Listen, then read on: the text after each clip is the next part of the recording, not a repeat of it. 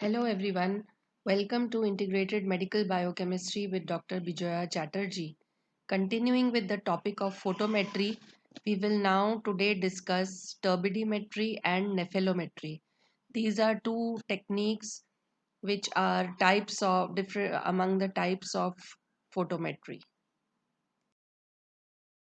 Let us begin with the introduction. Now, when particles are suspended in a solution in a cuvette, they make the solution unclear or turbid. So, whenever incident light entering the cuvette will be subjected to three types of reactions.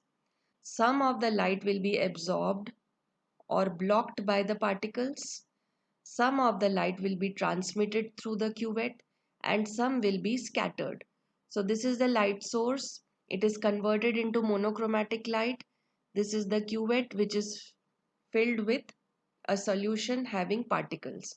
Now the light rays that will fall on these particles, some of them will be absorbed, some of them will be transmitted, whereas some will be scattered in various directions. So this is these are the phenomenon that occur whenever a light enters a cuvette. So let us look at the definition of turbidimetry and nephelometry. Turbidimetry measures the turbidity or cloudiness of a solution by measuring the amount of light that directly passes through a solution. Whereas nephelometry is an indirect measurement that measures an amount of scattered light by the antigen antibody complexes. So, what are the factors that determine the scattering of light?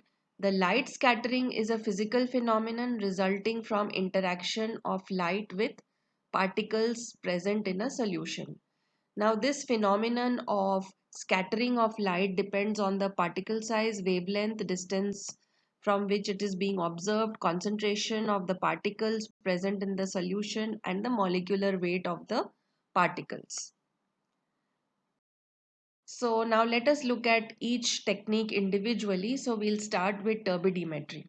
So, this is the construction of turbidimetry. More or less, it is like a colorimeter. So it is, as I told you, it is based on photometry and it just takes the light absorbed by the particles. So the construction is more or less similar.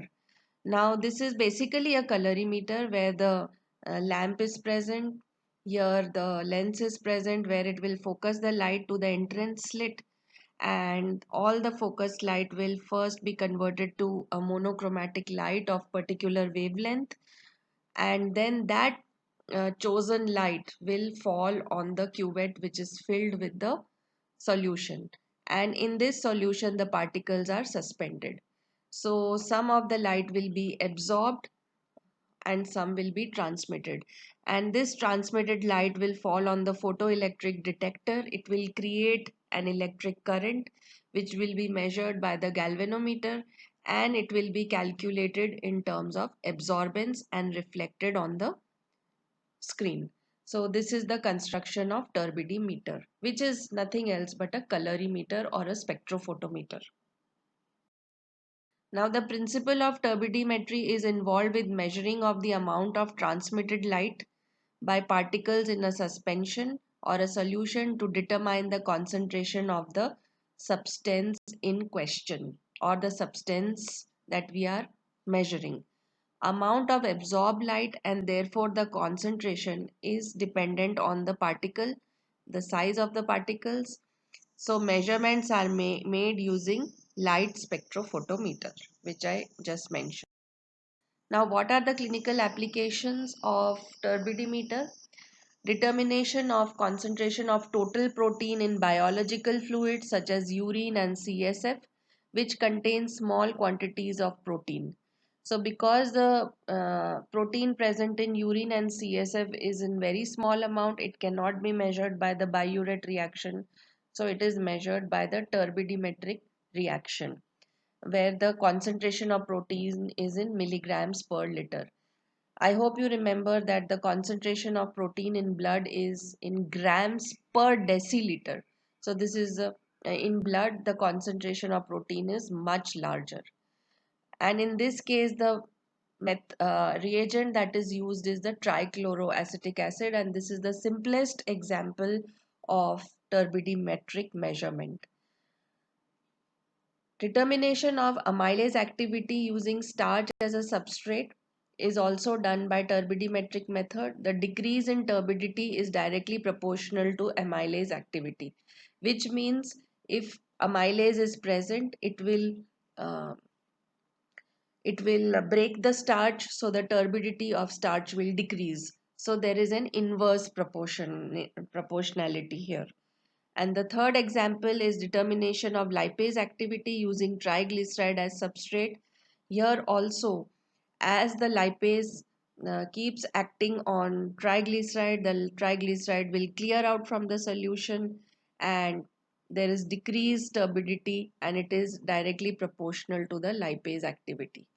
So, uh, these are the three common examples of and clinical application. Now we come to nephelometry, which is the second example. The principle of nephelometry is concerned with measurement of scattered light from a cuvette containing suspended particles in a solution. So here the equipment is different from a spectrophotometer. Here you see a lamp. Again, this is the condenser where all the light will be condensed and it passes through the entrance slit.